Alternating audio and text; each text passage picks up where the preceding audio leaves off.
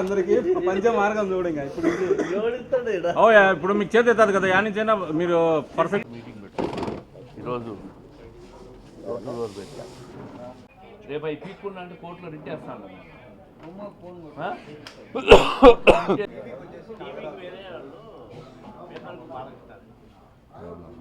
చక్రాపేటలో చిన్న సంఘటన జరిగింది. మేము పోయింటే 24 hours వేసినారు.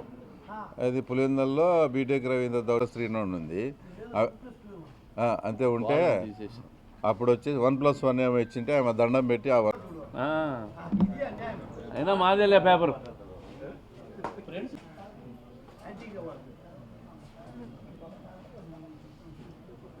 అంటే మొన్న మాట్లాడిన దానికో తర్వాత నిన్న సింహాద్రిపురము ఆ పర్యటన వచ్చినప్పుడు అక్కడంతా ఎవరు జనాలు లేరు, ఏది ముఖ్యమంత్రి వచ్చినప్పుడు.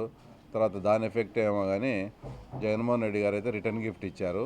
అంతవరకు నాకు అంటే దాదాపు 15 years నుంచి నాకు సెక్యూరిటీ ఉంది. రాజశేఖర రెడ్డి గవర్నమెంట్ అప్పుడు ఉంది, కిరణ్ కుమార్ రెడ్డి గవర్నమెంట్ అప్పుడు ఉంది. అన్ని గవర్నమెంట్లో కూడా నాకు థ్రెట్ పర్సెప్షన్ వలన సెక్యూరిటీ ఉన్నది.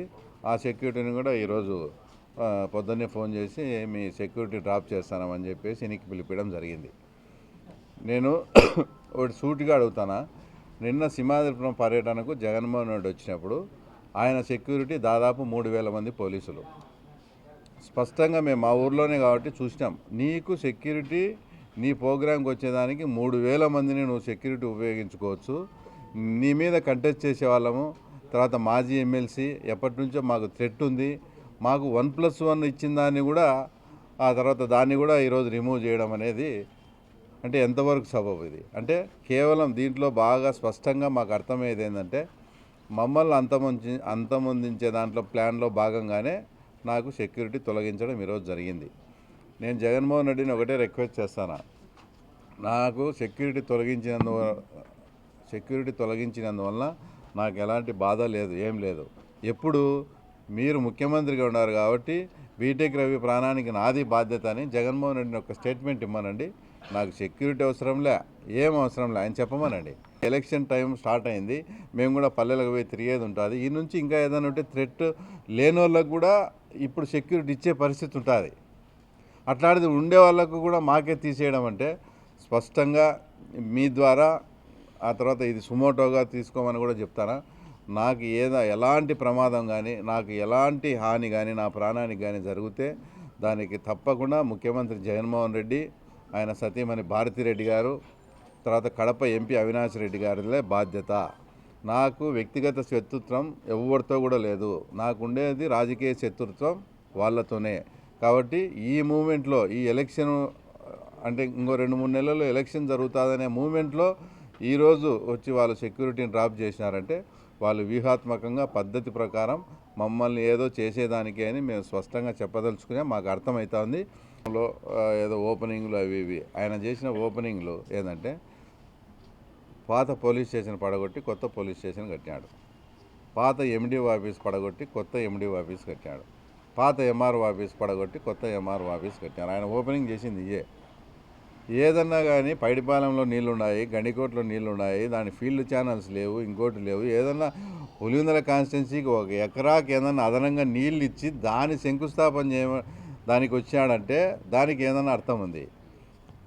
ఆ ఉండే బిల్డింగ్లను పడగొట్టడం ఎవరు చెప్పిరి, మళ్ళీ దానికి 4-5 కోట్లు ఖర్చు పెట్టడం ఎవరు చెప్పిరి?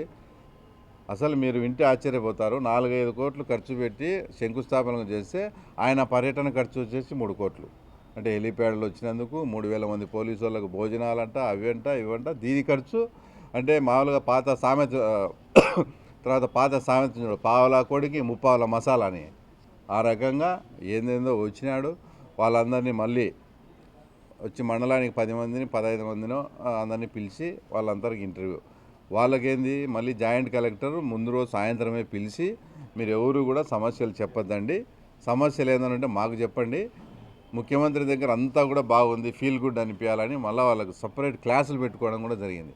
అంత క్లాసులు పెట్టినా కూడా అవతల రోజు ఆయన జగన్ను అందరూ కూడా మాట్లాడడం, అదంతా కూడా మెయిన్ పేజీలో కూడా రావడం కూడా జరిగింది. కాబట్టి రబీలో ఎక్కడ కూడా ఇత్తనమే పర్లేదు. ఇత్తనం పడడానికి ఇన్పుట్ సబ్సిడీ వర్తించదు, పంటల బీమా వర్తించదు.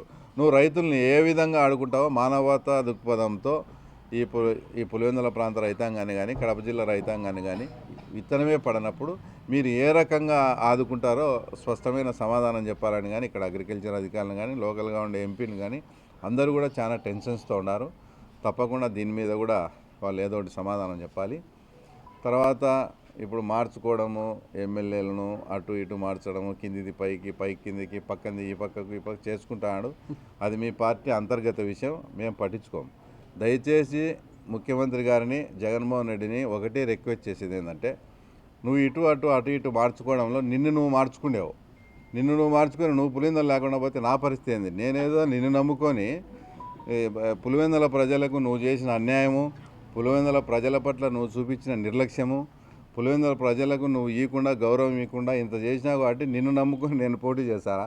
నువ్వు అటు ఇటు మార్చి పులివెందుల కాకుండా పోతే నా పరిస్థితి ఏంది? కాబట్టి ముఖ్యమంత్రిని ఆయన నీ సీటునన్నా నువ్వు మార్చుకోకుండా ఉండు అని జగన్ రిక్వెస్ట్ చేస్తానా. అట్లే చంద్రబాబు గారిని కూడా ఒకవేళ పొరపాటున జగన్ పులివెందులు ఇటు వేరే చోటికి పోతే చంద్రబాబు గారిని నన్ను ఆటికే పంపించమని రిక్వెస్ట్ చేస్తా ఉన్నా.